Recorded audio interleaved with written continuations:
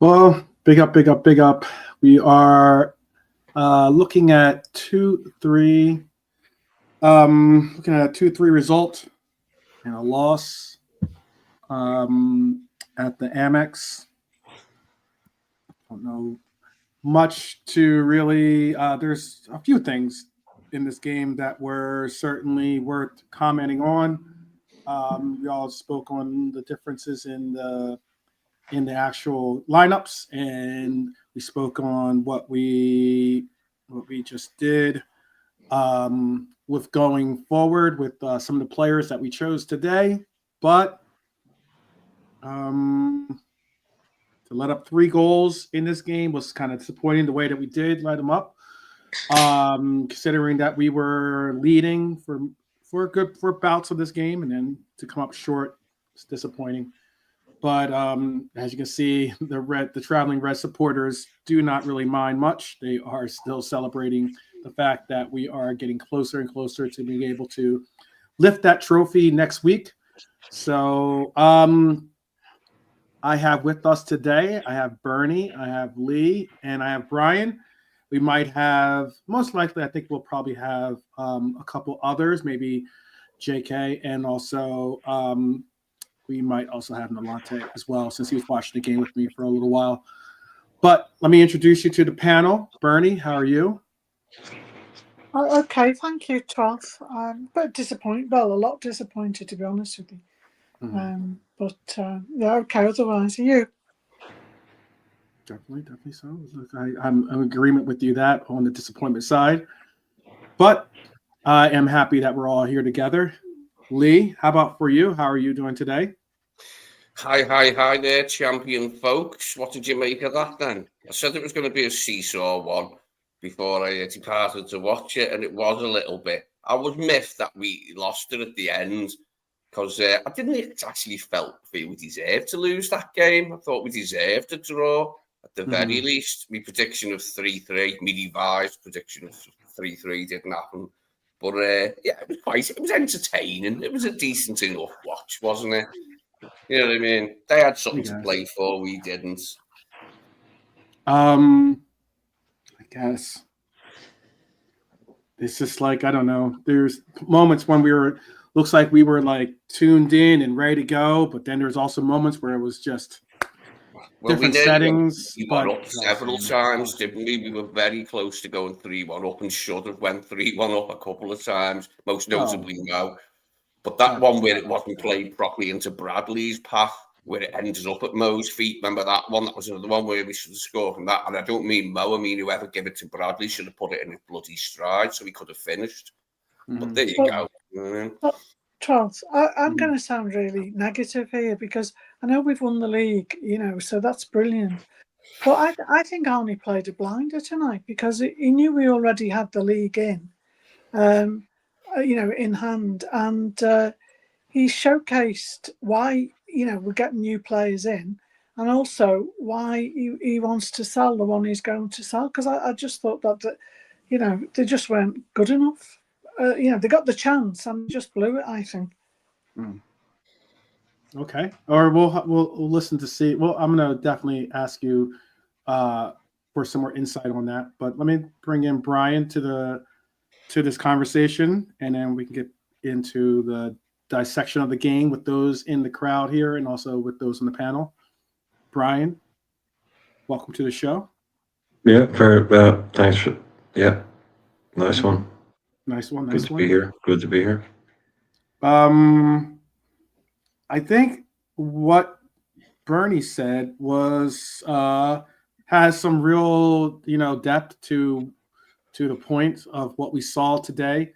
Look, I'll be honest with you. I know there's not very much criticism that should be laid at the feet of our Egyptian king, but that was I don't think I've ever seen an easier goal be missed by. I mean, that was on some settings of even worse maybe than Darwin's misses, because that was just an absolute tap in of a goal. I don't understand how he missed that. There were some other parts that we could have and should have probably capitalized on.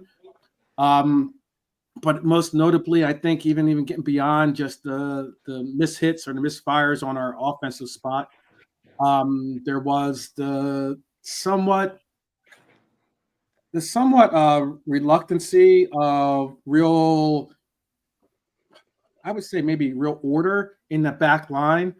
Look, Kanate wants to be the man. I'm not saying that he can't be or won't be, but I am saying that today was his day to lead that back line and make sure that they were, where they need to be and what needs to happen. I thought Jarrell was our best defender today. Jarrell was our best defender today too. Absolutely. Yeah. Oh, some terrible balls from Ibu at the end. Them last two really shocking balls he gave out towards the end. Like, it's their player. Yeah. Was like, please stop it. But he's a good player. I think sometimes we have overestimated him a bit. And he got elevated, to off the back of the Paris final straight into the France squad. Now he's captaining them and that, and we expect more from him, I think, because he's a big international star now. But he still is relatively young for the centre-back. He's got to keep getting better, hopefully. But he needs to improve next season. Ibu's got to keep improving, mate, hasn't he? I think he will. I think he will, but Virgil said that when we bought Ibu, didn't he? Said that was a late bloomer. Like, he's got it going on early. He's got to do more, though. He does have to. Let's be honest, Lee. Like the lack of being able to do some of those the crosses and the diagonals, or not crosses, but diagonals that that Virgil does. His passing range isn't exactly with Ibu. And hey, there were some notable mishaps. I mean, even Ali had like a really, really, a couple poor like what are you thinking? He has some great saves, by the way, as well. But in particular, when he was trying to start the break early, he just absolutely passed it to the Brighton player. I was just like, what are we doing here? We really are not on the same page. Bonkers just referenced that beautiful pass Canate did those to Diaz, which was very nice, wasn't it?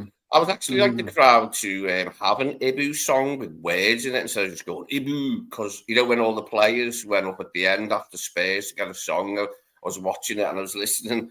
And like they got a bit, not everyone has a song, but like he went up and he just went Ibu, and then he come back and someone said to him, "Did they sing the song?" And he went, "No, it just went Ibu." But he was laughing liking that, and he liked it. But I reckon we should have meant a song with words to make him feel a bit more special and appreciated, instead of just saying his name loudly.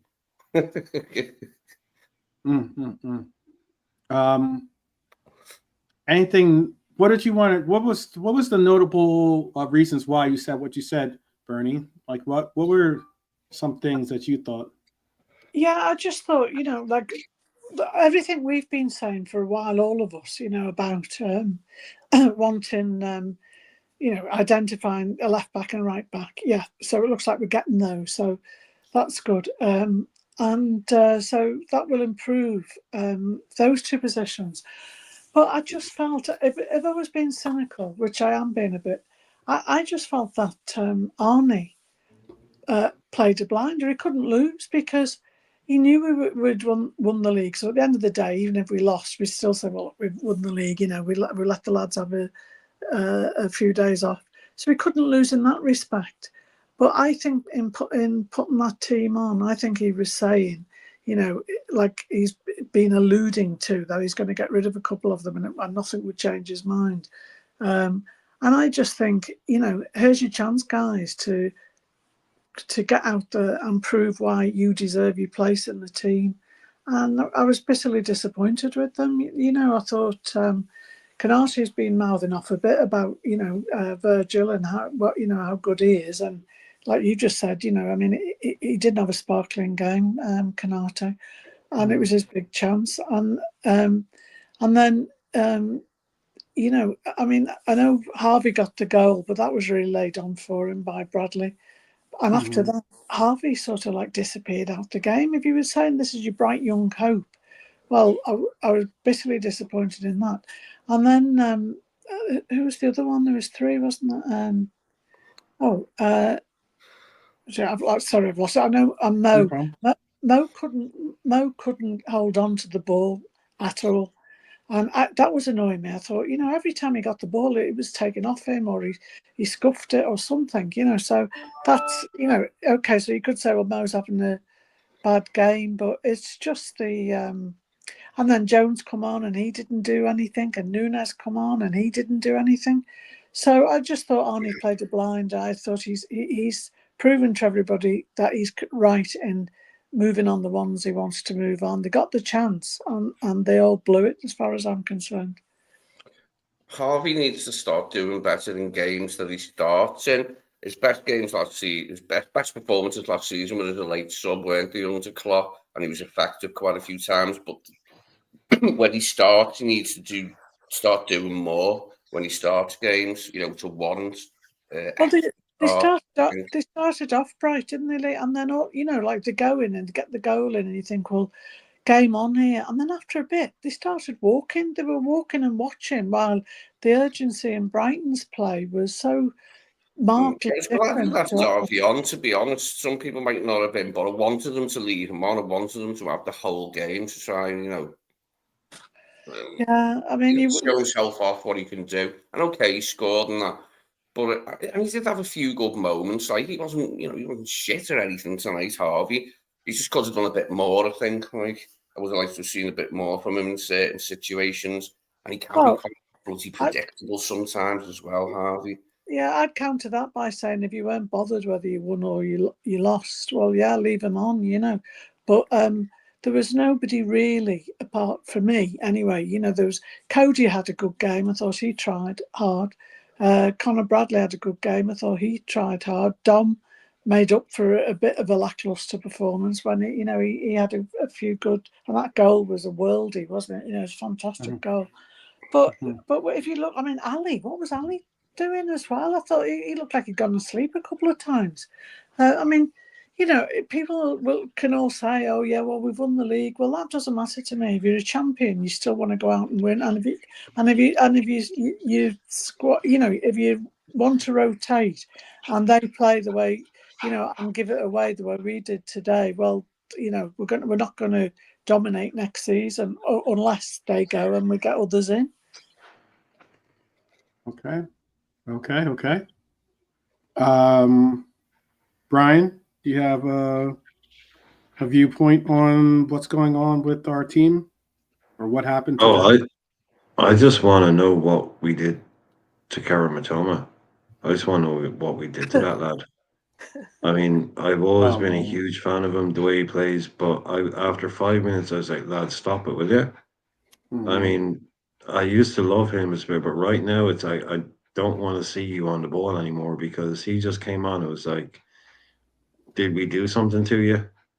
Did we spoil your sushi or something? Because he's just out here determined to rip us apart, man. What the hell? Like talk about making an impact off the bench.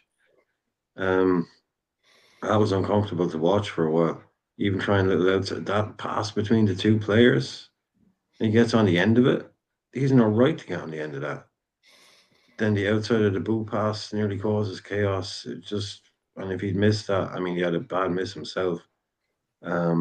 If he'd buried that, that would have been one of the substitute appearances this season. He just came on like a man possessed. So, yeah, that's an answer to my question. It's like, what's happened to him? It's like, okay, he's obviously not been fit or whatever, but tonight, yeah, determined to come on and cause his problems. Yeah, like I said before the game, it's a complete kind of lucky dip of a team thrown together a little bit. So let's see what happens when it goes out and plays a football match, and that's what happened. Yeah, I thought genuinely after this, it was okay in bits and pieces. I think you could tell by Dom's face he didn't mean that.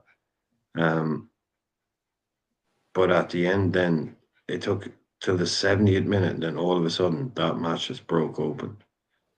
It started like I think it was when they scored the second goal. then it was like chance after chance after chance. It was actually a really entertaining game to watch. But it was kind of doing nothing for a while. But as soon as they scored that second goal, it seemed to really just become a proper football game again. Mhm. There's just it was attacking end to end stuff. Mo at one stage, I think I can't remember at what point. I think he just basically actually just tried to walk through two people in the penalty box. It was weird. Like he was just literally just trying to dribble the ball into the back of the net at one point. Mhm. It just wasn't coming off from. Look, bright opening, yeah. Bradley to Elliott. Here we go. Nice way to start. But after that, I think you got to give it to him. I think the pass before the assist and the Brighton goal, right through the middle, Xavi Alonso-esque, No, that was flick over the poor top. defense. That was poor defense. No, but it was nice to look at a flick over the top and first time finishing, and they're back in the game. So Great finish. yeah, Great flick, great finish, yeah. you've got to be ready for it. And we weren't really, I don't think, because like the Don goal after that, that was what it was, but it was kind of them. They were the only ones really trying. But yeah, man, look, I'd have to watch it again as well. There was an awful lot of, it got a bit basketball-y for about 20 minutes, back and forth, especially when Matoma came on.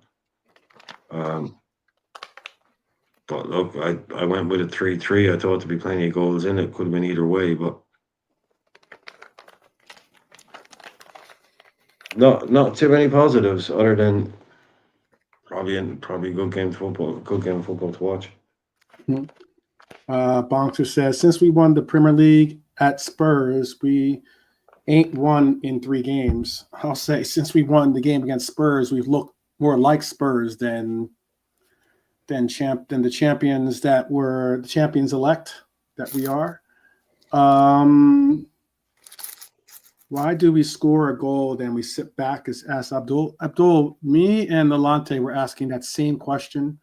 I don't necessarily agree with like sometimes some of the tactics that we use in the sense of the way that I understand we try to control the ball, but it seems like sometimes rather than even look forward, it's an automatic just pass back, just pass the ball back, just pass the ball back, and we end up going backwards instead of forward.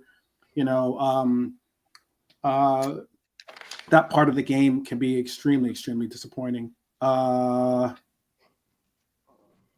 Let's see. Philly Liverpool FC is saying he disagrees. Let's not overreact. We lost to a top 8 team. Brighton ain't no pushover. I don't think we are going to be bad next season. This isn't a testament of like what we're going to look like next season in this game. Certainly not. But what it was an opportunity for some players to be on the front foot or to show and showcase what they have, in essence, to be a part of that team coming next year. And I just don't. There were players on here that I don't know. It looks like maybe their time has come to possibly push on. And there's some players on this team that look like at best they might be looking up from the bench rather than as a starter. So let's see. Defend like this, Eze and Mateta will tear us apart. That's very true. We have a Crystal Palace team that is informed, that's certainly in high spirits since winning the FA Cup. I'm sure that they're looking at it as like they beat a very formidable City team. And they looking at it as, hey, you know what? We walked into that final and put down the beast that is City. Maybe we can go into Anfield and do the same. It's certainly a case to be circled on our bingo card. But I will give Dom didn't have too many highlights. There were a couple parts and points that were frustrating. Ringlets had a goal and an assist. but it's weird. It's a weird game. I'm sure if this was Mohamed Salah and he had a goal and assist and he was like pretty much, ghost for the rest of the game, there would be some of us that might say, oh, who cares? He had a fantastic game. I don't know if I would say that about Elliott's today. Elliott did have a really, really great goal. He looked alive when it came to trying to press forward and get that goal when he initially made it. The assist was a good assist as well that he got technically, and that it wasn't anything spectacular, but he does get the assist to Dom. But other than that, there really wasn't much to say for Ringlets, Dom included. Other than his goal, I wasn't really over the moon with Dom's performance today, but it was a fantastic goal, possibly the goal of the game. To be honest with you, that was an absolutely really, really well struck ball. But yeah, ended up. I didn't get the 2-1, I thought, but we ended up getting 3-2'd. Realism Jared says, didn't think we'd win, to be honest. Won the title, but it is annoying to put L's on the board, but we are champions, and I'd rather lose when we have nothing to play for. Oh, well, that's me with there. Hylor says, to find the positive, Harvey Elliott's early goal meant that Liverpool have scored in every away league game in a single campaign for the first time in their history. It's a long time. Yeah, that was impressed. I was impressed when that stat came up on screen. Yeah, for sure. Big up Nolante joining us. How are you doing today? Nolante, can you hear me? Yeah. Big up. Yeah, big up. Weird game. They're still drunk. Some of the players, and it was one or two players for me had some good pits. The others, they were still drunk. They're still sipping on that PL, that Premier League win, and I'm just. Listen, man, and again, I'm just tired of Mo playing every game, if I'm honest, man. There's no need for him to play, and he missed some sitters. And regardless if you want to say he's our star man, etc., there's no point. He's no point, and his form has dipped a lot. And I just feel there's no need for him to play him, but it is what it is now. So even on Sunday, we play Crystal Palace, we could lose 5-6-0.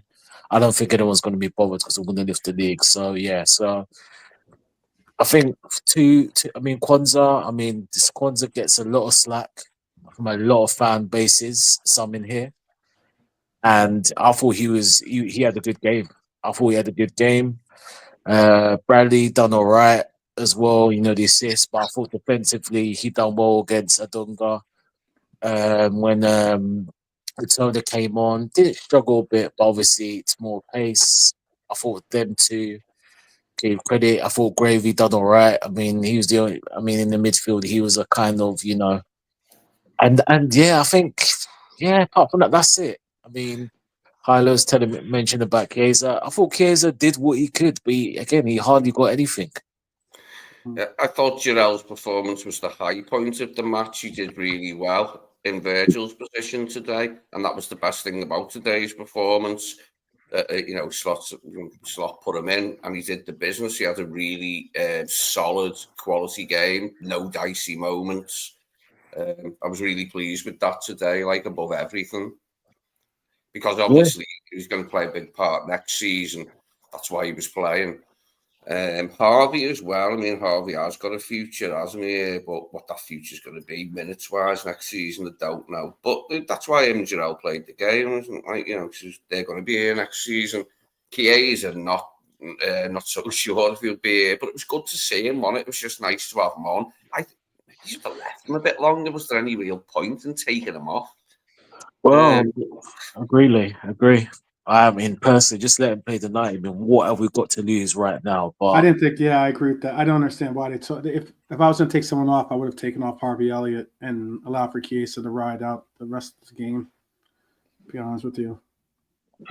and the thing is, like I said, next season I want Slot to don't again and again and again. People might think I'm being negative, but I'm not. I'm just being real. I just don't want any kiss ass. I don't want to. Oh, because it's Mo again. Because it's Mo, he has to play every game. No, just take him off. I just don't see the logic. It's like flipping out because Mo's this and that. Just take him off. What crime does it do? Are we gonna? Is this club gonna fold if we don't take Mo Salah off? Like, you know, Well, I'm just getting a bit fed up of every time Mo this, Mo that. Just like sometimes as a club, like sometimes it's making it like about him and him about it's like about Mo about the club. And I get it, you know, he's a great player. There's many great players in many teams, but the club is always bigger than the player. That's just that's my concern, and that's what I want to see. But what's the alternative at the moment? Because Nunes is a no-show and he comes on. Jota is as well. Cody, yeah, he's decent, but he's on there. And you know, so what's the alternative? If you think who are we most likely to get a goal out of? It's always going to be Mo, isn't it? Out of what we've got. No, listen, Bernie, I get that, but I'm just talking about for this season and then just in future referencing mode, the pardon who we get, and yeah, I get Nunes and Joe, but what I mean, again, right now, what I mean, yeah, I know Nunes Joe, but we don't need to see Mo. Like I said, for me, as soon as this league's done, you play the likes of Kelleher stuff like that because what difference? I mean, everyone's like moaning about this pay is not good enough, but the same first team players that and again that have got them through to the title, they've been kind of average as well. Be honest, like I said, our best players tonight was the academy boys. To be Yeah, fair, I look for the positives yeah. in I today's like game. that. Yeah, It's disappointing to get beat, but also Sobbo did okay. I thought in that deeper role, the ball out to Mo that he laid off to Bradley for the opener was lovely, wasn't it? I thought he did all right. I don't think it's a position we'll see him in loads next season, but I think it's a position we will see him in probably next season. Because he's done that today, it must be in his thinking, oh, I'll have to do this sometimes. Maybe that's because we're going to buy Florian Wirtz. We could have used them today. Yeah. Definitely could have used them today. The Matoma goal, Gravenberch and Bradley were ball watching. Yup, they were. I don't know if Chiesa fits the team. Did he have a shot today? He did have a shot. It wasn't the greatest of shots, but he did have a shot. And he also had a couple other opportunities, but just didn't get to it. I thought Chiesa was actually good, to be honest with you. Not to say that because I'm a Chiesa fan, but I thought Chiesa was doing what we want to see from the front man on our team. That is chase down, put pressure on the ball, cut off angles. But he would have had an assist to his name if Bradley would have finished that one, which he should have, shouldn't he? Yes, agreed. Okay, so Bradley was good anyway. Kaiser was defending as well in part. You know, he was trying to get back and stop. Because I just thought some of our players were, I'm trying to say the word ambulatory. In other words, walking around a bit rather than running around. And when you saw the passion that, of Brighton, how they were fighting for every ball, and we didn't appear to be fighting for an awful lot of that game. And like you said, you could say, oh, yeah, well, they're all partying and all the rest of it. But I still think it's an excuse. If you're champions, you should want to win everything. Yeah, very true. I agree. That's how I agree. JK, you're in the house now. Tell us what you are feeling from this game as well. Disappointing loss. Again, I know some don't really mind the losses or don't mind the fact that it is a loss. They're still basking in the glory of winning the league. But for others, it is disappointing. How do you feel? Well, Evening, everyone. Yeah, For me, one. Okay. Hey, Brian. So go ahead, Okay, JK. I thought you were going to say something. No, bro. Like 1 point out of 9. 2 away defeats. We've been really tight in away games all season. Been great. Won a lot of games. I just don't like the way we letting goals. Like we let in 3 against Fulham, 2 against Arsenal, 3 again today. That's bullshit, man. I don't care if you're Kwanzaa, Got all quiet with Kanate. that one, like your parents are in the room. Yeah, you know what I mean? Yeah. Kanate, bro. Oh, Okay.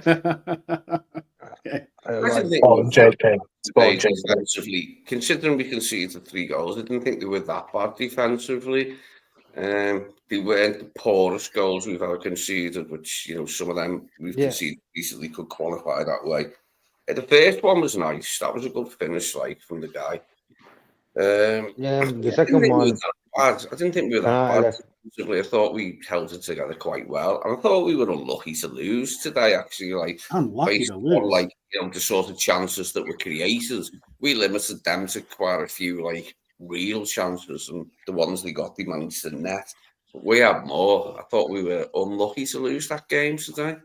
But in the half, Wait, before the first half, did you see the stats, Lee? Because the stats, we were at, I think we had 5 attempts on goal, and they had about 10, I think, or 12. Oh yeah, I've seen that. Yeah. Yeah, It I was mean, only 3-2, like in on target, wasn't it? that's what I'm saying. I think they have played us, to be honest with you. I would go as far as to say that I'll let JK finish what his thought was, but I was just going to say I would go as far as to say I think they wanted it more. To tell you the truth, than they just wanted it more. And Matoma, just as Brian said, was an absolute menace. Absolute menace. I think that realistically that Arnie maybe got some of the adjustments wrong in what he was going to do. I mean, like I love seeing Endo come on, obviously, but we also got a couple other things that I thought we possibly should have done instead of what he put forward. But all the same, go ahead, JK. Why don't you finish your thought and tell us I just what your feel insight was? like, look, today, Slot gave the fans what they wanted. Alvin to get a game, Gazer to get a game, Kwanzaa, Endo, all these, even Elliot getting a game. So he's done what he has to do, and sometimes the players have to do it as well. And I think if you're playing for Liverpool, bro, and you're playing next to Virgil van Dijk all season, and you're gonna play a game without him, show a bit of leadership. Can I say, for example, you know what? I've got Kwanzaa next to me. He's the young guy, so I'll be the leader in this setup. He don't do it, bro. And I think his contract talks that's taking his concentration away, bro. He was passing balls today to the opposition, just like straight have it again. But for me, I'm just pissed off that we let 3 goals in again. You know what I mean? That's a lot. That's a lot. We've let in 8 goals in 3 games. We do need to tighten up next season. Big time. Big time. I think Simicast, fair play, Slots gave him a game, and I just think it's just Was awful. Oh boy. selling Yeah. players. Yeah. Just to show the world they're there, you know what I mean? Well, But all in all, bro, at the end of the day, we won the league. I understand that, but play like fucking champions. We won 1 point since we've become champions officially, bro. You know what I mean? I'm glad to see that some people are starting to like. I'm not saying you haven't from the very beginning, but I'm glad to hear. Bro. Yeah, I'm glad to hear I'm not alone in thinking that like this is not acceptable. Yeah, acceptable. Brian, I don't even want to go back and forth with you on this one. Come on, brother. For me, no, but he's been saying it from the it's you're not alone in it. There's plenty of people out there that saying the same. I want it in every game. I always just think I'm sorry. I just think it's hilarious that JK's entire parade will be ruined because we lose against Brighton. I just think that's hilarious. I just have this little scenario in my head where JK's at the parade and the bus is going past and JK's got a sad little face on him, all decked out, and people come up and say, "Hey man, what's wrong? You don't look too good, man. You don't look very happy." He's like, "Yeah, man, that loss against Brighton, man. I just can't get over it." And the parade is going past him. That's it. That's my And little. if we beat Palace, I'll be all right. We've got a game for the parade next. But you understand what I mean when it comes to football, bro. What We're is still sad face? Liverpool Football Club. We're still Liverpool Football Club, man. And for me, No, of when you're course, man. We champions, gotta go play out. like We gotta go out champions. and win them all. Look, we go out and win them all. That's what you try and do. You got to win them all. As I've always said, it's not about, oh, it's cool that we lost. It's like if we lose, it's not going to ruin. I don't think it's going to spoil any of the momentum that we built up. But today, like we had a lot of players out there again. A lot of these guys out there that won't probably, you'd imagine, be here next year. Unfortunately, for some of them, you got to see them. Topsy turvy game, but look, there's guys that are playing for shit, the guys that aren't playing for shit. But like you're talking about Ebu, that would be kind of the worry to me. I don't really care. Like Simi, everyone knows they're buying Kirkes. Simi probably knows he's getting sold. He's probably been talking to his agent. You'll probably not. Robbo's not leaving, so it's probably going to be you.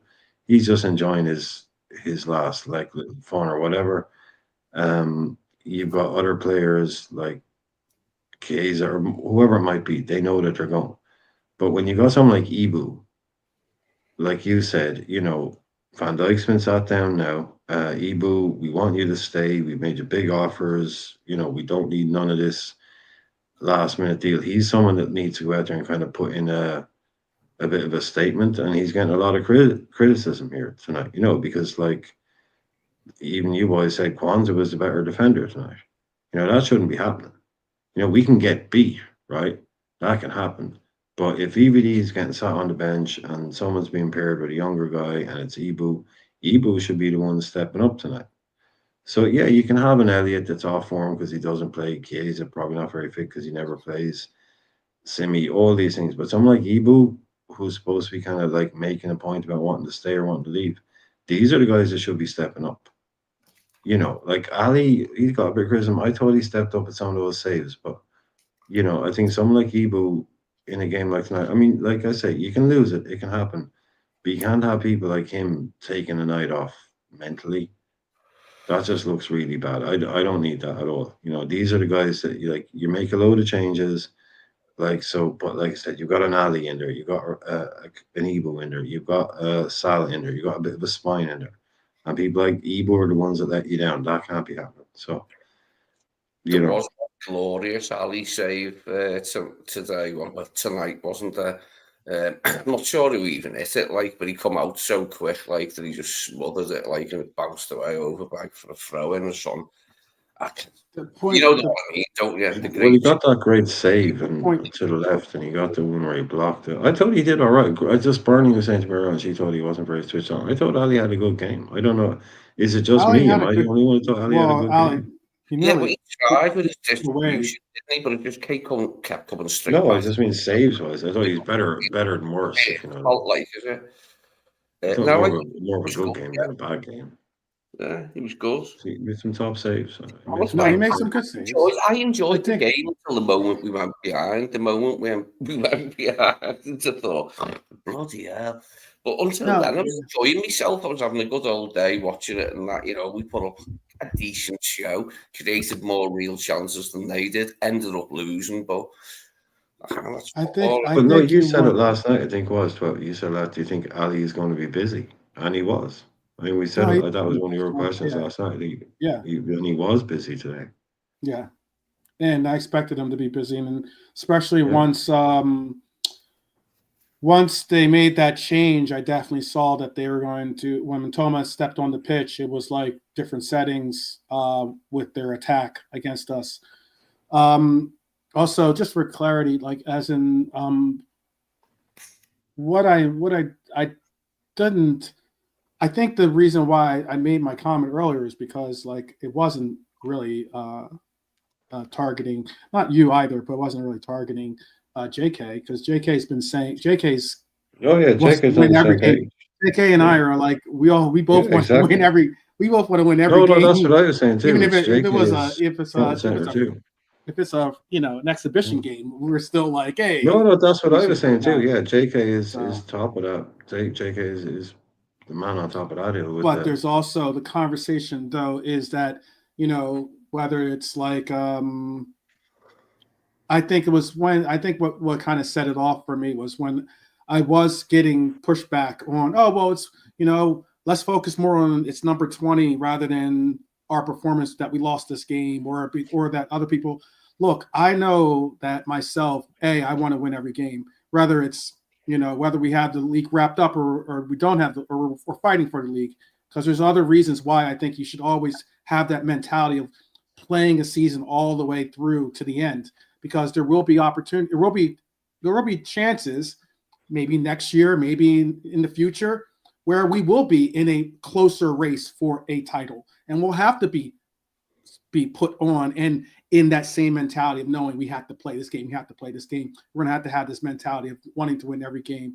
And then I would even go as far as to say, when I look on the pitch and I see the likes of a Chiesa, maybe even a Harvey Elliott, you could even make an argument for an Endo, for a Kwanzaa. When you see these players that are out there that are fighting for their Liverpool futures, and really want to make an effort, really want to make a showcase or make at least a pronounced stance on the game, and then some of the other players that are normal quote unquote starters aren't really necessarily bringing the same type of intensity as you're getting from these other players.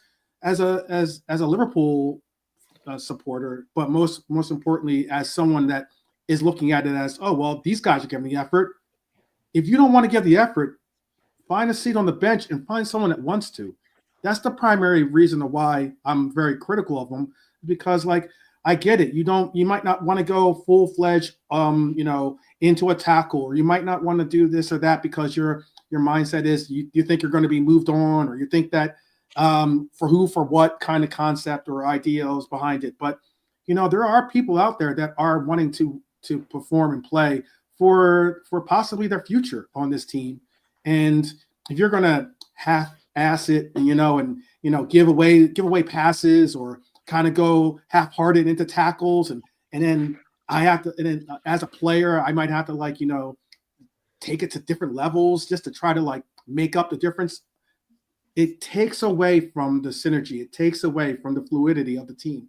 And that's what I wanted to see today, because I think there are some players that I really want to see get an opportunity to not only showcase their talents, but also be here next year because they have performed and will be performing under these circumstances where you're playing a team that is all in for it.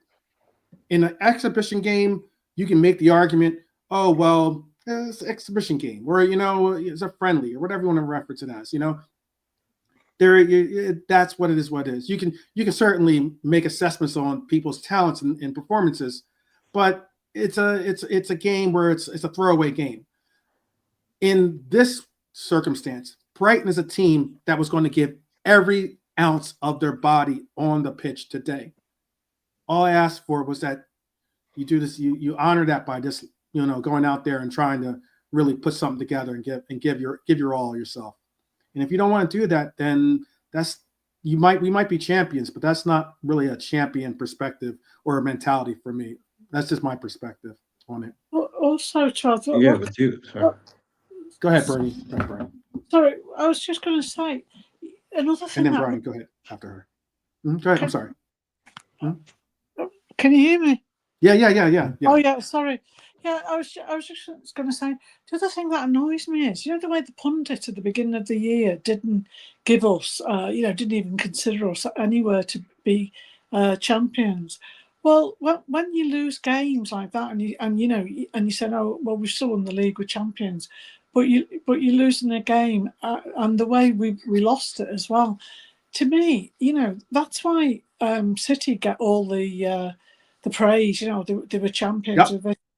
And we're always seen as pretenders, that we fluked it every time. And yep. and I want us to be seen that we're the champions and there's nobody can touch us. And Yep. everyone should be frightened of us. But they're Yep. not. They all think they can take us on, because they've got a crack at Mm-hmm. winning. And it really winds me up. I want Mhm. us to be the City, or there's not, do you know what I mean? The club-like City who everyone respects because they think they're champions. And we can't earn that for ourselves because we're always going to make these stupid losses in the game. And they, the players, I don't know, is it because they pay too much or do they think they're better than they are? But Liverpool Football Club is a huge club, and for me, they're not good enough to play for it.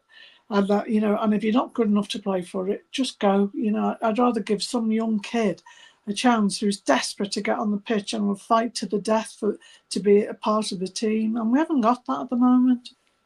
Some Crow style, Gladiator.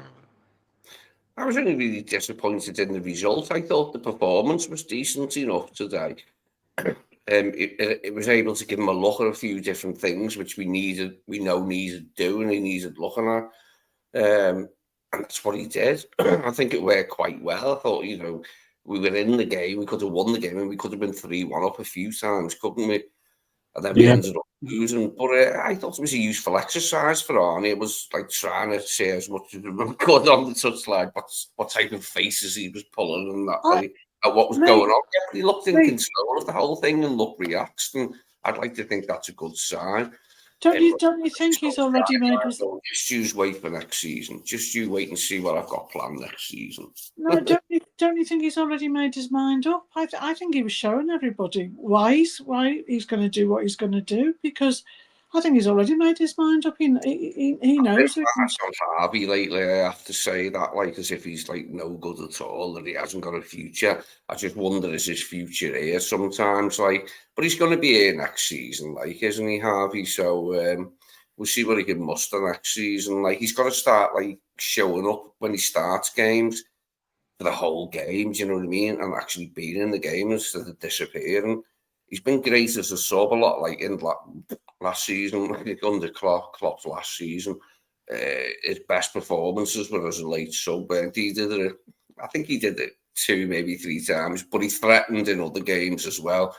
The Crystal Palace one away was the one where he got that deflected one. That was excellent. And I thought, yeah, this kid's brilliant. But it remains to be seen with Harvey, whether he can start games and be in them more. Today it was hit and miss for him. Scored a goal, didn't do a whole lot else. Didn't do anything wrong. He didn't do anything wrong, but just remains to be seen with Harvey, doesn't it? Whether he's got a future long term. So your slot, say you're the manager, and you go in and you go in and you think, well, losing a game, and you don't want to lose a game. Your job's on the line as well. Ultimately, at some stage. So if you're a manager, you want to win every single game, and he's going to look at those players and think, he's not going to think, oh well, he didn't have a bad, he did this, or that wasn't too bad. He's just going to think not good enough, or give them the chance, and if they don't do it, and by now those players should. They've been with us how long, and they've been training with us. It's last chance saloon for me. I'll be honest with you. I think if they can't do it, they better go into a smaller club where they can shine out and be a star. But I'm just saying, I'm going to be ruthless. This is Liverpool Football Club. I want the best for us, and we clearly haven't got them.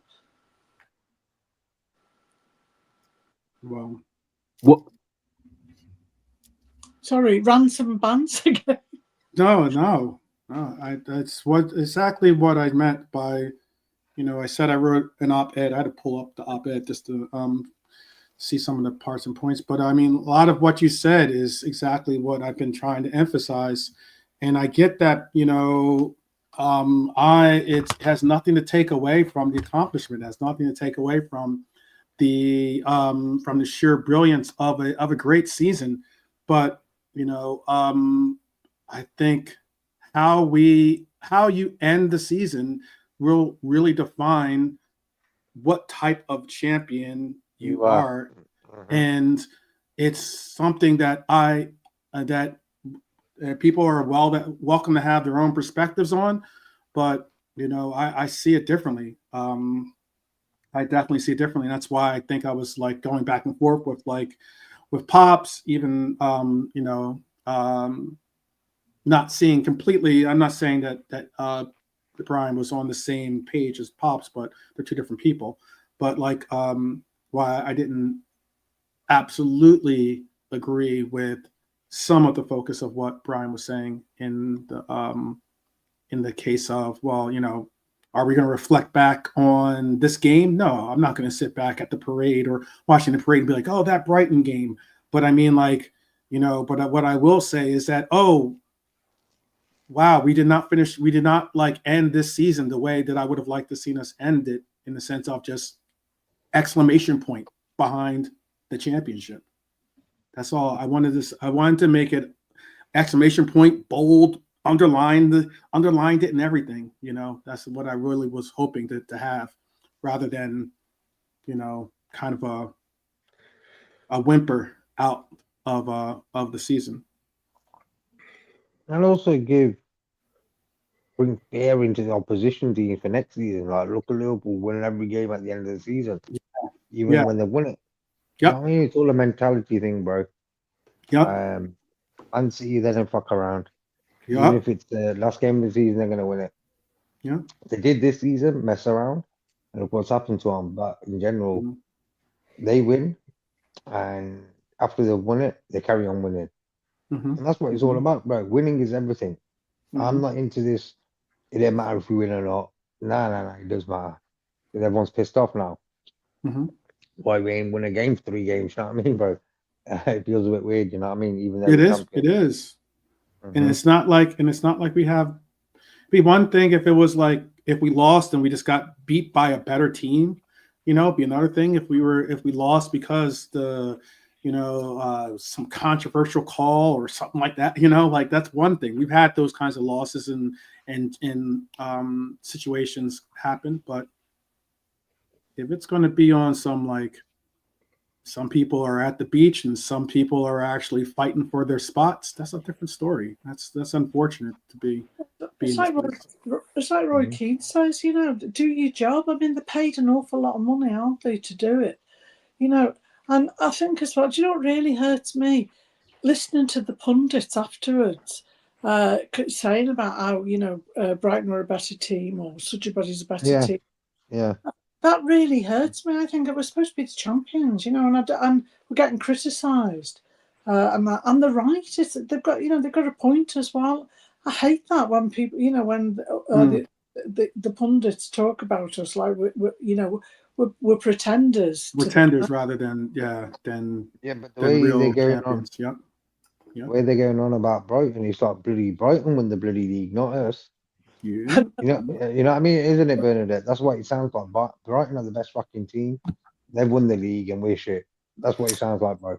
And I'm sick of One that. of the joys of the internet, one of the joys of having the internet is after we clinched the title, immediately in your feed, like on YouTube, there were videos of what people said about Liverpool's prospects under Arne Slot, like at the beginning of the season. There were even videos like from a third the way through the season, like, and people still weren't backing us for the title. And it was just great to see that the moment we secured it, like, it was just there in your feed, like, it was. Well, I'll even go ahead. Yeah, man. Liverpool win the league and people want to watch Man United channels. It's bizarre. I think a lot of things that Arsenal were sort of diddled out of it as well, and that as if they could have won, or they play exciting football, which that annoys me as well, because if we were winning everything, or most, I'm not saying you can win everything, but if you were winning most of the games, they don't want to be saying a thing about Arsenal. They just think we were fantastic, but it's because we've had the slip ups and the blips, and we haven't played exciting football a lot, with some of the people we've had on the pitch. I did detect a bit of he was a bit angry tonight, Alan Smith, the former Arsenal striker who was the commentator tonight on Sky. Sounds a bit angry a few times, like about like how we'd beat Arsenal to the title. No, I don't think so, Lee. It's just again they're commenting and what they see. Whether he does or not, I don't think so. I don't think so, Lee. Yeah, Alan Smith's pretty cool. It's just commenting on the match. So again, Alan Smith is not bothered. Some guy. It was for me. It was just a few tackles where he went a bit mad, like, and went, "Oh yeah, and a penalty." And I was like, "Calm down, calm down." People read too much into this. These guys are cool. Nah, exactly, Brian. That's agreed. But look, end of the They're day, not pulling the puppet strings behind the scenes. You know, just fucking ex-pros.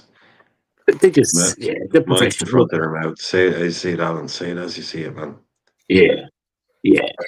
Gary Neville. The citizen of Leicester or a native of Leicester, like Gary Lineker and Willie Thorne, the snooker player from the 80s.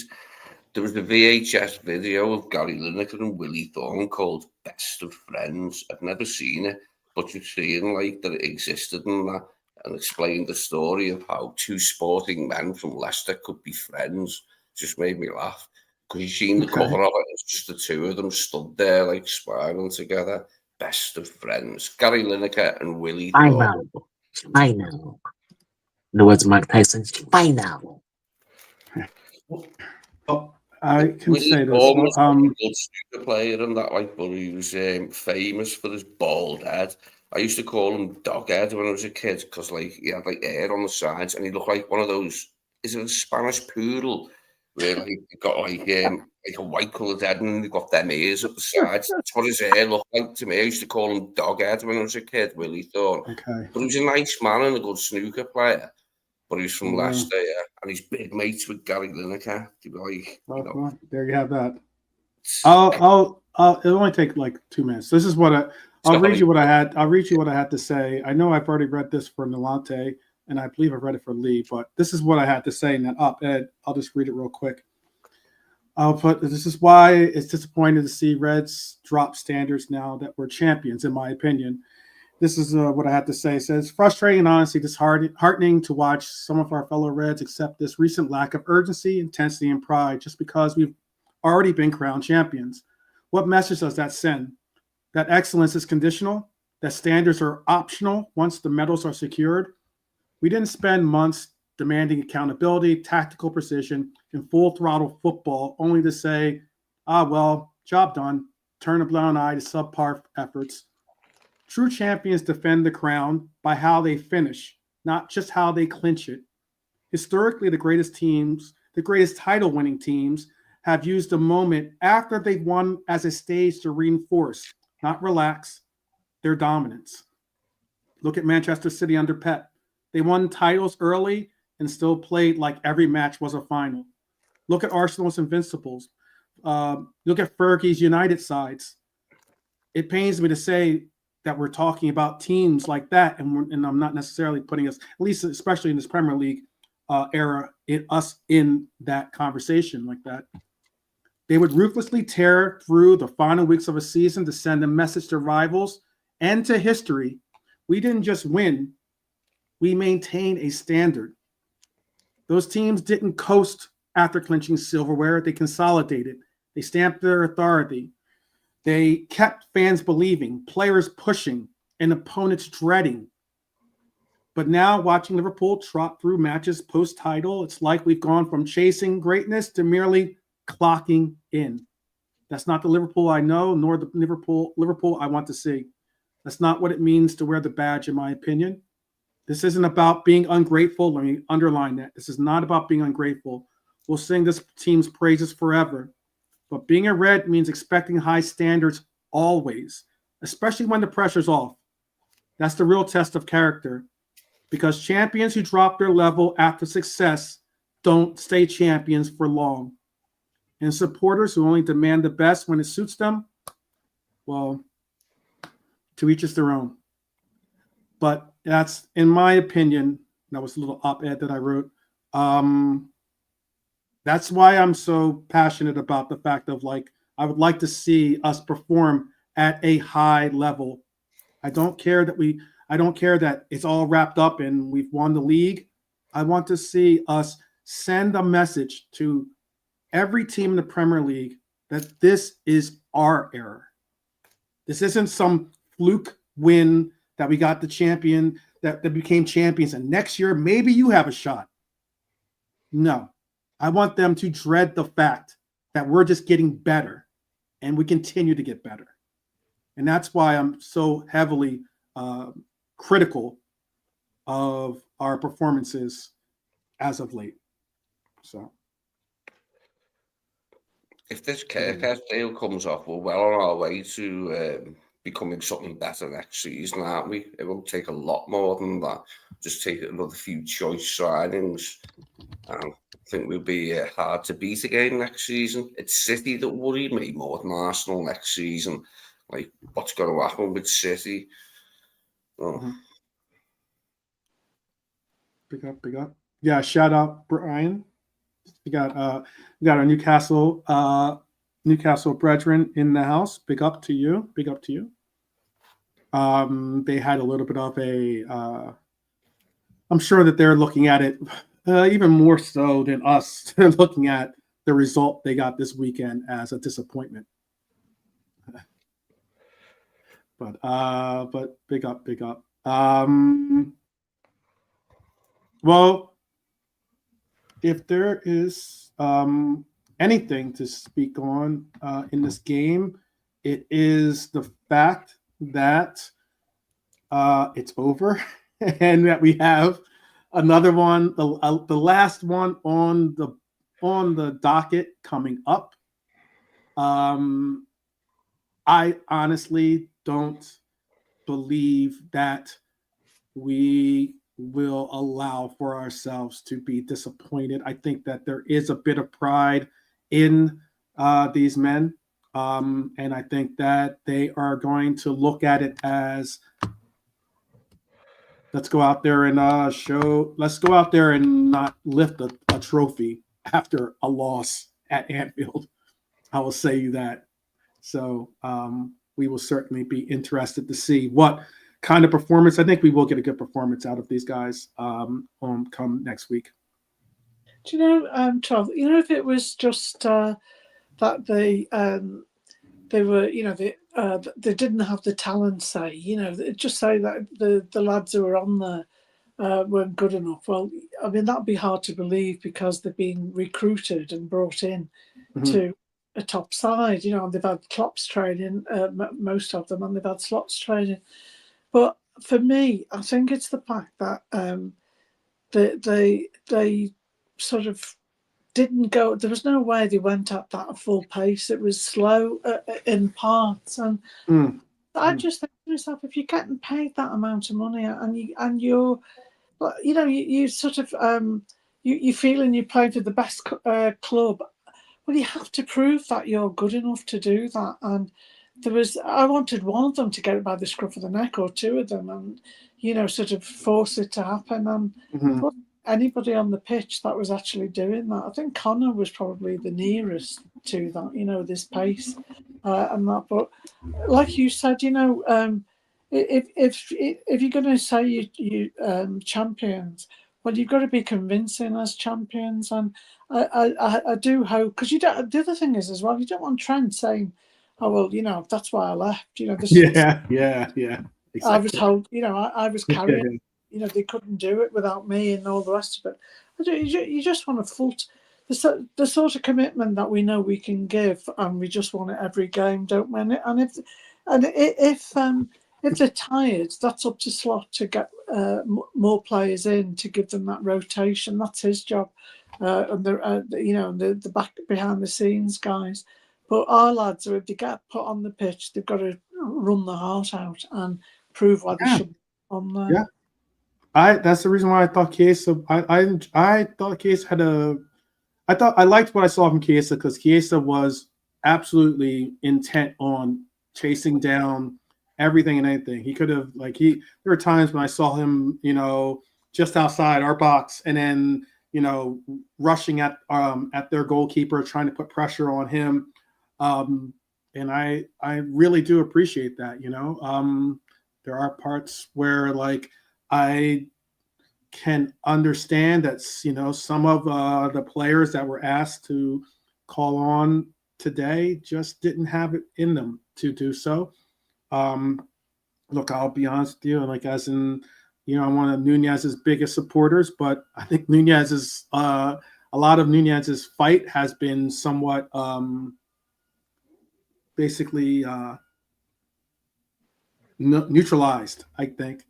But, yeah, I know you're not the biggest Nunez fan, but yeah, Bertie. But yeah, I just think it's been somewhat neutralized in the same chaos and intensity and commitment. To say the player, look, this is a player that played the charity, I was gonna say charity cup, the community shield as if it was a real final. But hey, I don't really necessarily see the same fight and fire in him as we used to see. So, some of these players I think have already pretty much said that they know what is going on. The last thing Nunez wants to do is, impact himself from not getting another high price move to a team where he makes, a really good contract. I'm sure there's other players that have other aspirations for themselves. But what is? I think when if Frimpong is coming in and Kirkus, the speed that will give us going down obviously is going to be able to give us a better chance to get in to the box and a better chance for the strikers to get better service. So hopefully they get over the line, and at least we've got something to look forward to.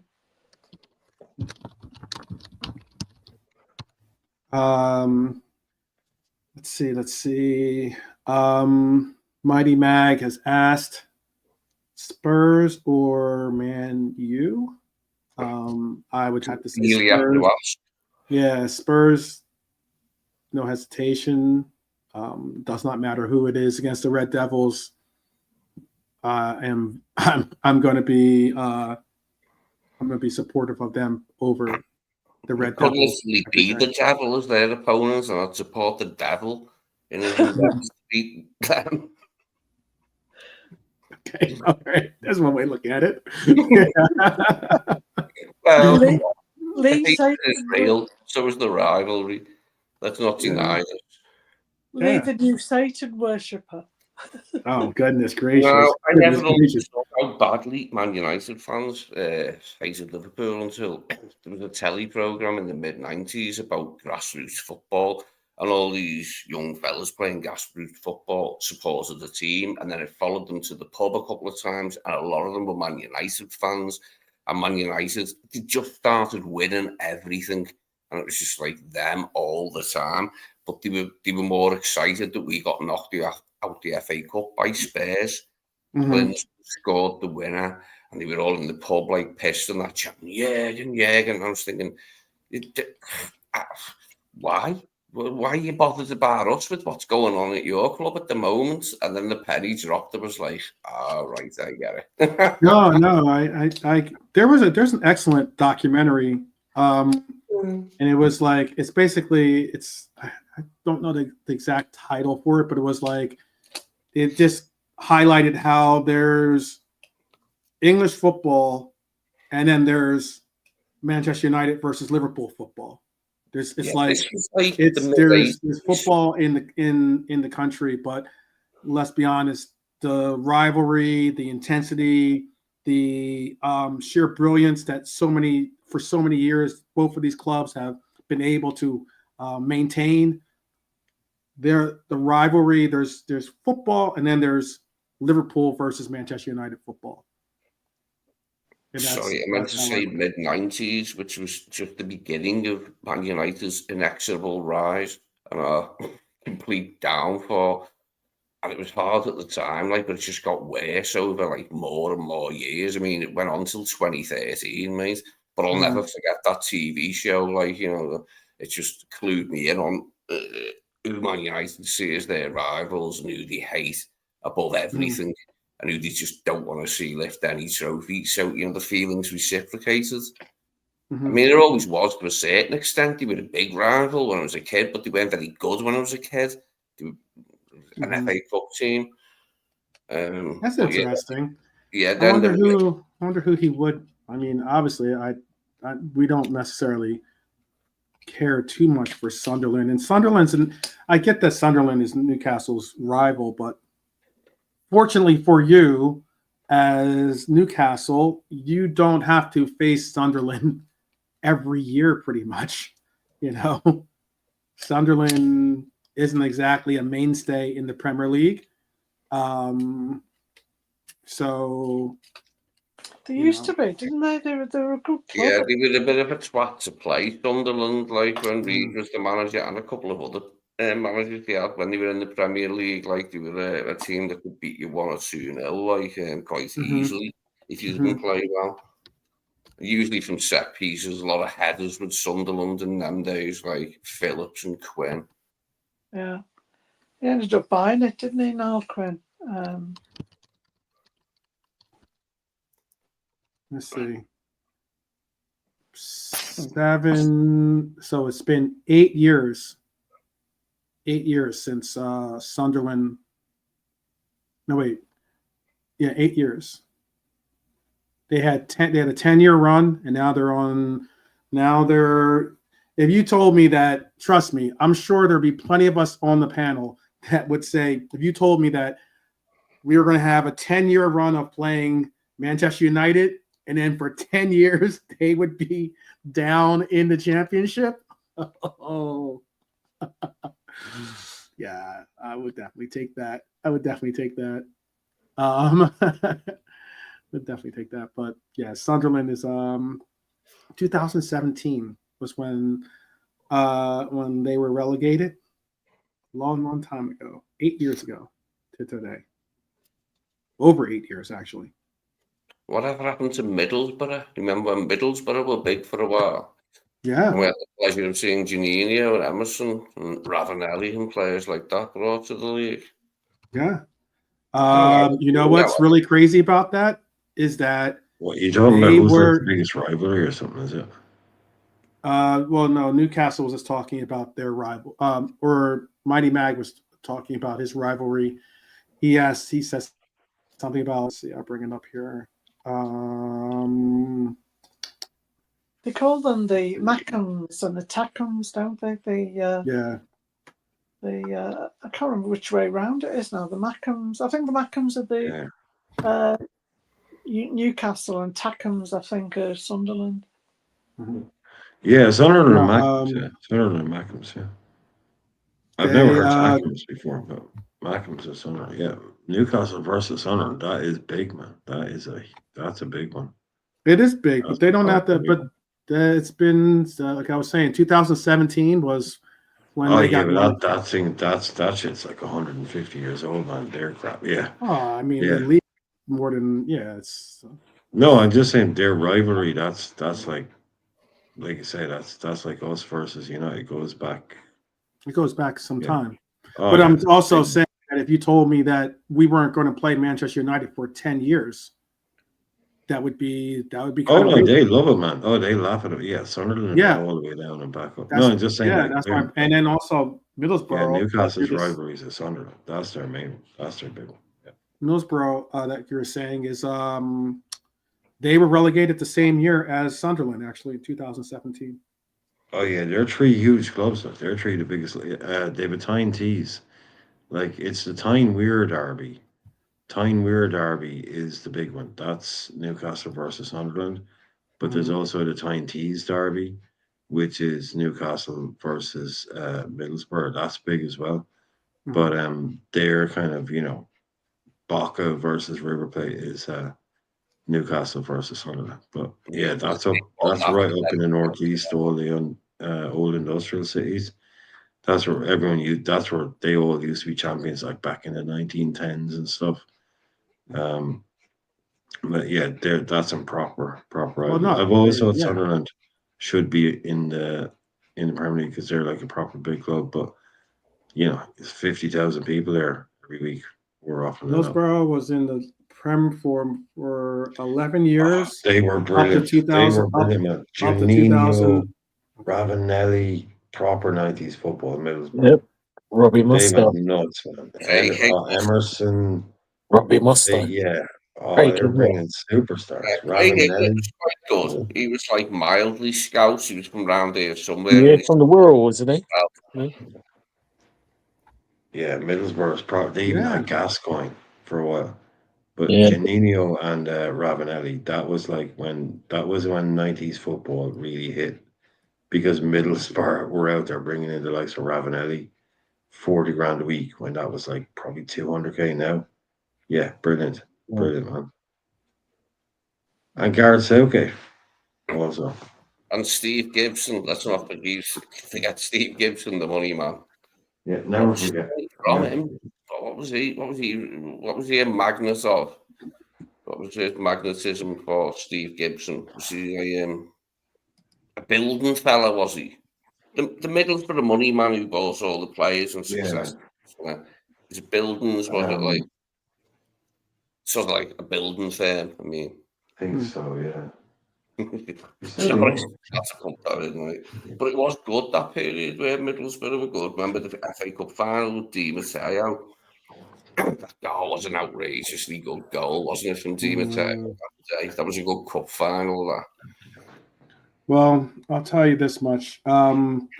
It goes to show you what happens when you play a game, you lose 3-2, and you start talking about Sunderland and talking about like 2000. I don't even know what year you're talking about. 2002, 2005, or something like that. 2000.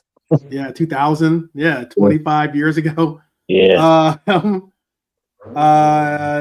Yeah, today was a day that unfortunately it was not one to remember if you're a Liverpool fan. I will admit this. I did think they should have I thought that we should have been a man. They should have gotten one of those players should have gotten a yellow card. They were definitely trying to get whatever they could out of this game. Some of those dives were pretty bad for Brighton. But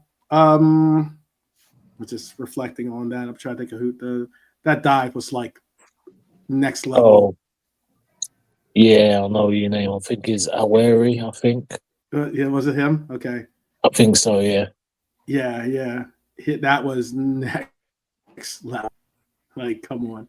And then even Viper tried to get a call. Simi, yeah. The Simicast. I will admit though, Simicast should have been possible. I'm surprised Simicast didn't get a look at from his challenge when he basically did what Ramos, that's what at least the commentators were saying it as. He released it. He didn't drive it into the ground like Sergio Ramos against Mohamed Salah, but that was like on some jiu-jitsu type stuff. Yeah. He hooked the arm and just like it dipped the hip in. I was like, whoa. Oh, that's some MMA stuff. Guy who scored their first goal, he was doing lots of diving. We played them twice in 3 days, didn't we, earlier in the season? Like, we managed to win both games, but he did some heinous diving in them games. Yeah, that's poor. To the extent where it got on my nerves, and he's a marked man now for me. Every time I see him, I think he's that diving fella. Yeah, that was on the Gordon School of Diving, if you ask me. But I'm playing with you, Mighty Mag. I'm playing with you. Anyway. No. I know. Really kidding with you. Really kidding with you. Remember at Anfield, like, where I think it was Lovren, he done it too, and it was just like, it was just bizarre, but it was funny as well. Like, I think I remember Virgil doing one of those looks, when someone tries to rip Virgil off on a tackle, like, and he just looks at them as if to say, "Die now." Yeah. No, the best Virgil reaction. One of the best Virgil reactions was when when Bruno Fernandes went to the ground and he was like, "Come on, dude, are you for real?" That one was a great. That one was a really good one. Reaction. Either that or maybe the one where he did where he like offered the hand. I think it was him offered the hand to Richarlison, and then it was like psych. Yeah, that was good. Yeah. that was, yeah, The quirks of our captain. yes, You know, certainly. when you look at Verge, he hasn't half got away with some howlers, hasn't he? Some of the things he's done when they play them back, you wonder he's got a certain charm about him because he's managed to get away with a lot of stuff. Yeah. He has. He certainly is. It helps that you're the captain, so you get a little bit more leniency, I think, when it comes to some of the discretion that is given to you for some of the things that you do on the pitch. Don't you think though that as well that Virgil sort of commands respect? You know, he's just got that. You would think, you'd hope. Yeah, no, he's got that aura about him, hasn't he, Virg? You know, you don't mess with me. It's like Arnie Schwarzenegger. yeah. I'll little be Terminator, yeah. Yeah, you don't mess with Virg. For sure. So we're coming up on the 90th minute. We're gonna end the show on the 90th minute. So, is there anything else you guys want to, speak on about the game? I don't know if you want to. It could be you want to speak on Sunderland, I guess, or or or Kevin Phillips, something like that. Anything by anyone on the panel?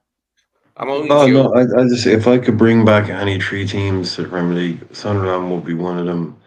Leeds would be the other, and they are coming back, and Middlesbrough would be the other one because basically that's three teams where 3 times a season you're playing huge games against huge crowds. So none of this kind of 11,000 people at Bournemouth bullshit. Huge stadiums. Now that we've got Forest back in the Premier League, we've got Newcastle. We pretty much got the old school classic Premier League if you get those teams back. So, yeah, Sunderland, Middlesbrough, happy days. Okay. All right. Okay, Mighty Mag, I won't mention Sunderland. I'll only talk about the Black Cats, okay? I'll only talk about the Black Cats, right? Not the Mackhams. I won't mention Sunderland or the Mackhams. I'll just talk about the Black Cats. See, they got loads of names. So I won't talk about Sunderland, but I'll talk about the Black Cats. I wouldn't mind seeing Coventry. Apart from them, Kevin Phillips. They messed it up this year, man. They messed it up. They got close. They messed it up. Easily. Mm-hmm. Yeah, they got close. That would have been nice. It would have been nice to see that happen. I'm sure JK was then you'd looking have for JK doing a Coventry versus Liverpool watch line. He wouldn't know what to do. I know. What would happen? Then you'd have the real JK would come out then. Do we have a closet Coventry fan? Yeah. Liverpool. Maybe I wouldn't mind seeing Blackburn Rovers actually back up in the league. Yeah. Or both. Well, yeah, both. Yeah, they're another decent side. Mm-hmm. No, Sunderland were never in Division 1 when I was a kid. I don't remember Sunderland ever being in the top division. Newcastle were, and Coventry as well. Shout out to JK's hometown there. Mm-hmm. Coventry were in the first division all the time, and then the Premier League one. But Sunderland, the only period I can remember is I know they were in the Premier League for ages, but I just remember the Peter Reid bit, specifically because he's a Scouser. And, it was actually a cop-out before he played for Everton, Peter Reid. But yeah, I remember that period with Sunderland in the Premier League, but they were in Division 1 when I was a kid, and I haven't seen them for years now. So, yeah, I would have been a partner up in the North East, I think, when it comes to being at the top table. Did they win the FA Cup once years ago, Sunderland? I think they might. Yeah, they did. Yeah, they did. Yeah. They did. It was that fellow on it, Bob Stokoe, the lovely name of Bob Stokoe. And you see him, like, I don't know, running around and that, like, being all excited. That was, Sunderland won the FA Cup years ago. Man. Yeah, they won the milk. Was that the milk cup? Because I know they won the milk. No, the FA Yeah, Cup. Jim Montgomery. 1976. Yeah. In the FA Cup. It's just one of those things. They always used to show you, like, you know, years ago, you used to watch telly and they'd show you things that had happened in the relatively recent past that were a shock, and it was their victory over Arsenal. But yeah, they hadn't been in the top flight an awful lot, like is what I was saying first. So I had to equalise it a little bit there and say the good stuff about them. You know what I mean? There is a team. There's I'd like maybe it would be nice to see a Plymouth so we can get some revenge, but it's all good. I think that are they getting dropped down? I think they're getting dropped down too. Yeah, they're relegated. Yeah, it's even worse. Yeah, so, they're in League One now. Yeah. So yeah. I'm trying to think. Someone Swansea's been a good team. Norwich. I like the Canaries are no Norwich. Oh, Norwich. Yeah, Norwich. Yeah. What did I say? Norwich. You know, we'll cut you some slack because it's the Canaries. Yeah, Canaries. You can go with the Canaries. Yeah, go with the Canaries then. Yeah, that's all right. Or maybe even West Brom. It's a good team. Yeah. West Brom, yeah. Ali. I was gonna think West Brom equaled into Ali's heroics. Mm-hmm. You know, Ali's last minute. So West Brom will be a special place for us as fans. Yeah. During that time.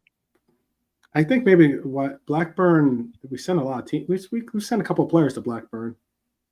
Yeah, they used to be very good, Blackburn. And Bolton, weren't they? They're both in the Premier League. And even Swindon. Jack Walker. Yeah. It's one of the defining moments of the early Premier League, wasn't it? Like Dalglish winning the title at Anfield, of all places. And it was great. Bora was the guy. What was his thing? Iron, wasn't it? Like he was an iron magnus. That doesn't sound silly. 94, 95 season. I can never forget that. Everyone celebrated that day at Anfield. Everyone was happy. An old sour face, old sour puss over there at Toilet Trafford, mate, at the Downer. He said before, he said Liverpool aren't even going to try, and we won. Yeah, exactly. And he bottled it, so it's even better. That's So that was a great day. Like, it'll be a great day on this coming Sunday, regardless. Lifting that. That good old Premier League, and all this tonight and everything will be put to bed. But one thing, there'll be a lot of things to decide. And again, I think people are thinking Slott's going to have a proper revamp. He's not. You can't sell all of them. It's not going to be like 8 man out and 10 man in. Some of these players, whether we like it or they're not, are going to stay, not for the sake, because it's going to be another year, or probably 2 years before we see Slott's version of the squad. So I think people have to understand that and understand the fact that I was reading Conor Bradley sang about Conor's country and his youth coaches and even the Northern Ireland manager. I don't know if Michael O'Neill's still manager or someone else, but they were saying, look, if you want to get the best out of players, the consistency, you have to let them like 5 to 10 games, and then you can have a gorge. And I think one thing for me, Slot has learned this season is the fact that regardless of whether you rate the player or not, or what he feels, you can't just play a player and he has a good game and then drop him the next one. You have to let some of these players, you've got to give them consistency regardless of what you think of them or not. Because if the player's in a run of form, let him play. Form is a key thing. So for me, I hope that's something Slot learns and doesn't do that next season. Doesn't become, and again, people are gonna like my word, just to become a bit arrogant about it, regardless of who's who. Because next season, regardless, we need rotation. I don't care what anyone says. because if we don't, and I argue with this anyone, we ain't winning the league. We won't be getting away with 14 players.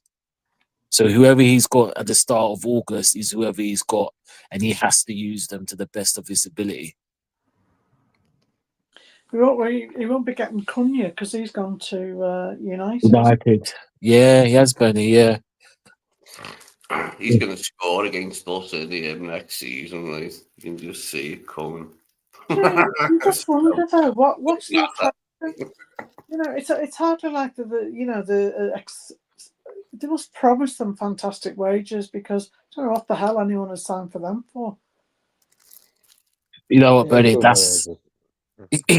exactly, yeah, because there's other clubs interested, not us. I think Arsenal is sniffing the Villa, and weirdly enough, he still wants to go to them. But no problem, no problem. You go. Give us. Let us get the great Swede. Oh, okay, bro. Nice one. What's that? Brian's got to go. Yeah. Okay. No, Brian. Take care, Brian. Take care. Nice one, bro. Yeah, just looking at this, I'll have to show you guys this after we wrap. We're at the 90th minute. We just went to extra time. There's this English men's football. Someone did an English men's football prestige rating, and they took all. Well, let me make sure how many they said. There's more than on this spreadsheet than was actually ranked. I think that's because some of the teams are no longer here, but they took all 896 English men's teams and gave them a prestige ranking to kind of say, to answer the question when people go, we are massive, or your team has no history, or our history is better than yours. They did this whole really like introspective the section of how they want to rank these teams. This was done a year ago, so it's going to be different now. But I'm hoping that it will bring us to be number one on this list with our performance this year. We're number 2 on this list, apparently, in the opinion of whoever made this list. But we'll get more into it. Maybe at another time, we'll try to break down this list. This seemed like an interesting list. But before we go, I'll allow for everyone to give their final thoughts or their shout outs before we bounce. I'll start with the lady in the house, and that's you, Bernie. What would you like to say? I'd like to thank everybody in chat for listening, and also to say that Radio Merseyside today we're talking about the celebrations and how they're already getting starting to get everything ready, and it's going to be absolutely huge for the cup, coming back. So that's going to be absolutely fantastic at the end of the month. But and thank you to the panel as well for letting me come on and have a little bit of a rant again. No problem. No problem. You're part of the family. That's right. No problem whatsoever. Lee, what would you like to say to the people before we let them do their thing? Yeah, it was a disappointing result, but it was right at the death, wasn't it? Like when we lost. But it was a useful exercise, it feels, today for Arnie. So we've got to take the positives out of it, haven't we? Giroud's performance was good. It was a good, solid performance. Connor played well for 80 minutes. And it's all looking to next season now, isn't it? We just got to look for the positives in today's results. And hope Spurs turn up in the Europa League final so that doesn't spoil my summer. Okay, all right. I don't know. For a second, I thought you were going to break into song for like the Monty Pythons, like, always look on the bright side of life or something. I was ready for it. He's waiting for it. I thought I was ready for it. Everyone was ready for it. Last season, seeing them win the FA Cup, the UEFA Cup is a trophy. The Europa League is a trophy too far. I just don't want it to take the little tarnish, but take the glimmer off the league. That's shimmering away trophy cabinet. Well, since Lee's not Since Lee's not going to sing, we have Max here to sing for us, so we're going to bring Max in. No, I'm just joking. Just joking. I'm just joking. Big up Max. Big up Max. Big up Max. Excited then. I thought, oh, Max is going to sing again. Yeah, exactly. We're all looking forward to that. I hear that. JK, did you like to give any thoughts before we head on out? Let's beat Crystal Palace on Sunday. I think I am Wharton won't play. So they might have a few missing as well. So Is he injured or he's just not going to play? I think he might be. I think he got a little knock the other day in the final. Hmm. I think he came up in that. So him and Gay might not play. So at the end of the day, bro, you want to go into that procession on Monday with a win on Sunday. With a win. It's got to as. be a win. It's got to be a win. It Can't be a anything draw. else. Can't be a loss. A good final fixture, hasn't it? After Palace won the cup, like it puts extra a little bit extra on our game, like the Diesel Cup. Hey, And we're champions too. That's right. Yeah. So We're champions too. you know, So all the excitement's elsewhere, like, you know, with the Champions League placings, like, but it can't be denied that the teams who took the two big prizes are playing each other on the last day. mhm. Well, also, all the players are going to have all the children, the wives and children, aren't they, at the last game, you know, to Mhm. walk around and thank the fans. So they're not going to want to do that and lose. You hope that they're going to win in style, hopefully. Well, So we it will will be then we shall see. the last game for us is that. That'll be the Mhm. first game of the new season. Will be us against Palace again. Charity Shield, yeah. Yeah, we'll be. Yeah. Be our last and first game. You're absolutely right. Yeah, I Absolutely never right. thought of that. What coincidence. I don't know if that's the first time in history that's happened or Premier League style, but yeah, that That'd be is a fun. interesting. That'd be Yeah. interesting. Party time for everyone. Have you got a song, Nolante? Yes, it's you're up, Nolante. Oh yes, my song is Good night.